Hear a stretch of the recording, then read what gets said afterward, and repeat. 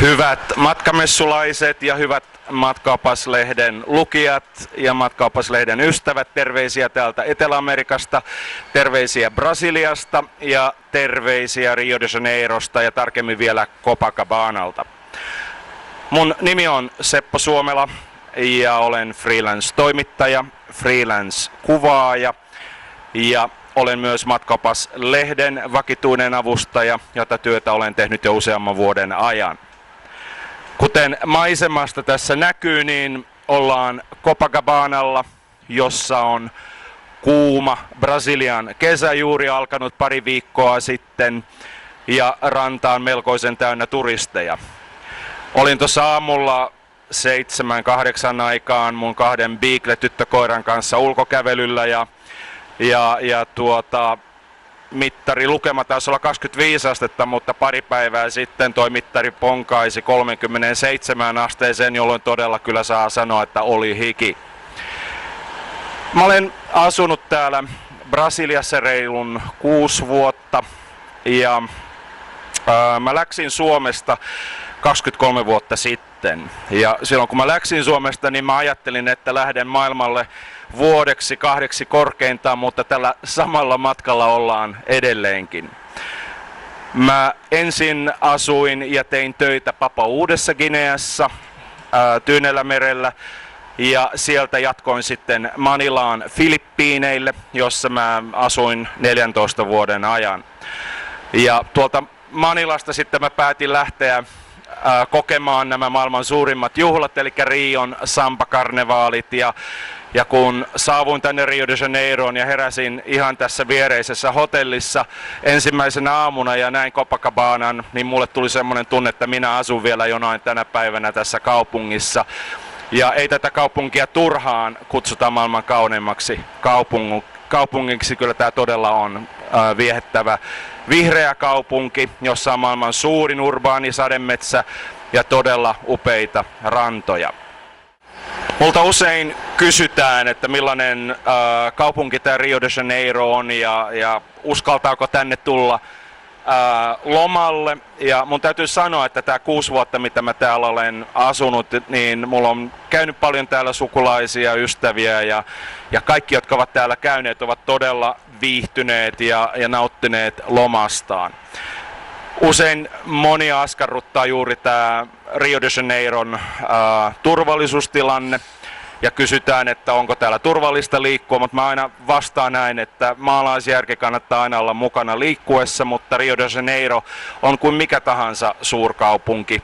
Eli varuillaan tietysti pitää olla, mutta nämä turistialueet, kuten Copacabana, Ipanema, niin nämä on kyllä aika turvallisia alueita liikkua. Toki yöllä, illalla, pimeän tullessa ei rannalle kannata lähteä, mutta itse olen kyllä viettänyt täällä ihan turvallista elämää nämä 6,5 vuotta. Rio de Janeiro tunnetaan tietysti näistä kuuluisista maamerkeistään, eli taustalla näkyy tämä sokeritoppavuori, jolta aukeaa todella kauniit maisemat Botafogoon ja ympäri Rio de Janeiron. Tämän talon toisella puolella näkyisi Kristuspatsas, jonne tietenkin kannattaa mennä, mutta Rio de Janeiro tietysti tunnetaan varsinkin näistä rannoistaan. Eli tässä edessä aukeaa Copacabana, joka on suunnilleen 3,5–4 kilometriä pitkä ranta.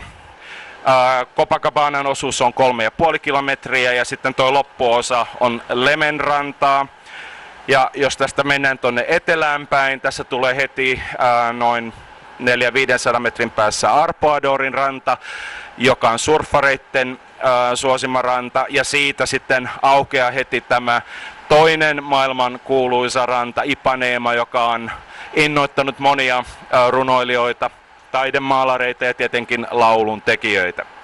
Ipaneman ranta päättyy Leblonin rantaan, ja kun siitä vielä mennään sitten etelänpäin, alkaa Barra da Tijucan alue, jossa vuonna 2016 tullaan isännöimään kesäolympialaisia. Sitä ennen tietysti Rio tulee isännöimään jalkapallon maailmankuppia vuonna 2014. Eli Rio de Janeiroa tullaan tällä hetkellä paljon kunnostamaan ja yleistä julkista liikennettä tullaan parantamaan ja myös turvallisuustilanteeseen on jo viime vuoden aikana saatu huomattavaa parannusta. Brasilia tunnetaan maailmalla ainakin kahdesta asiasta ja toinen on tietysti jalkapallo ja toinen on samba. Ja sanotaan näin, että toivoisin, että jokaisella olisi kerran elämässään mahdollisuus kokea samba-karnevaalit. Samba-karnevaalit ovat hyvin ainutlaatuinen aika, joka kestää viikon pari. Tuntuu, että koko Brasilia niin kuin pysähtyy tuon parin viikon aikana. Samba-karnevaalit on myös todella suuri ja intohimoinen kilpailu.